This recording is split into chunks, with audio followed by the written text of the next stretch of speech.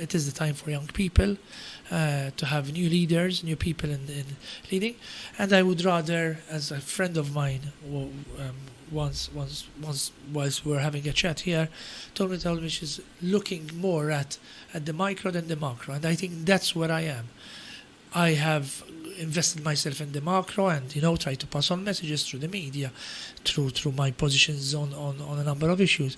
But now I feel more and more compelled to invest in the micro, to invest in these students who need somebody to talk to, who need guidance, students who I am sharing some ideas, as we've been doing here today, with them. And then it's now their turn to take the baton and sort of carry on with the journey. That's how I would like my 2024 to be, to start moving in that direction. It's not a fatalistic position. It's just seeing that it is now the moment that you need to sort of steer the ship, and maybe it's time to start taking it slowly to the port. I think that's a healthy mindset as well, Oh. because personally I do struggle with closing certain chapters as well. So Yes, it's always very it's difficult. very difficult It's to always close certain chapters. because you've invested in them. Yes. But recognizing that your time has come in a certain project or anything that you're doing, I think it takes courage to do it as well. Yes. So Yes. and humility to say, listen, I did what I could.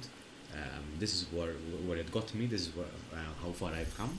Now it's time to give that responsibility to someone else. Yes. Without devaluing the fact that experience is always important. But I think there are other ways where you can transmit that experience. This thing came to mind because I had replaced here a certain Dr. Anthony Azzopardi. In fact, I still sit at his desk, at the desk that he had.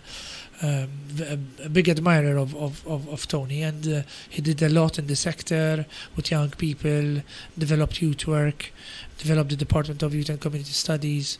So he contributed immensely. The day that he retired, I'm not saying I'm going to retire, but the day that he retired. And even when I used to ask him about Tony, why? Because I replaced him when his job got vacant. Then there was an interview call, and I took it. I took the post. But I remember asking him, but can you supervise our students? Would you like to give some lectures? He told me, no, I have retired. And I kept asking him for a bit.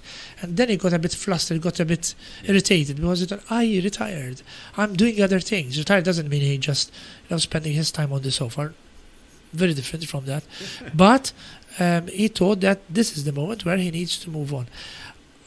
I am a very strong admirer of this, that people don't need to hang on like politicians do, like certain people in the civil service do, like people who are like blue-eyed boys of certain ministers do, that they keep hanging on to every bit and piece.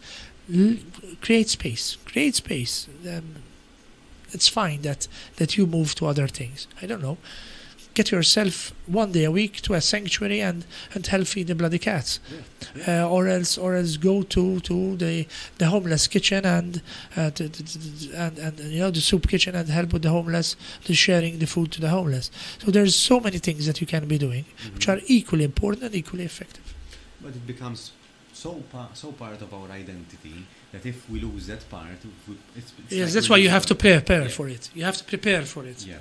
Yes. So and coming to terms that it might not be it Uh-huh. might be something that we are not don't want it part of our identity anymore. We outgrew that position. Yes. I mean, Yes. It we- could be we as well. Form our Yes. new identity. Yes, of I think ourselves. yes, and I think that happens a lot. I think that is healthy. It's fine. I think it's part of growth as well, in my opinion. Yes. So it's that, and that is fine. Mhm. So people will not get rid of me, but yes, I think that people need to.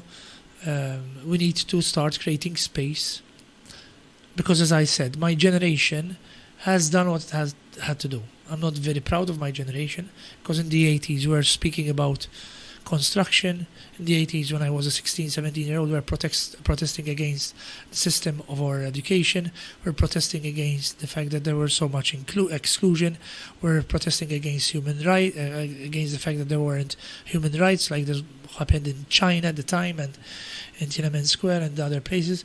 We're protesting against a corrupt political class. And here we are with the same issues. So I think it is our generation who are doing now this mess. So it is high time that we say, listen, the good and the bad we've done, and I think now we have to hand over to the young people, to the scouts. Perhaps one day.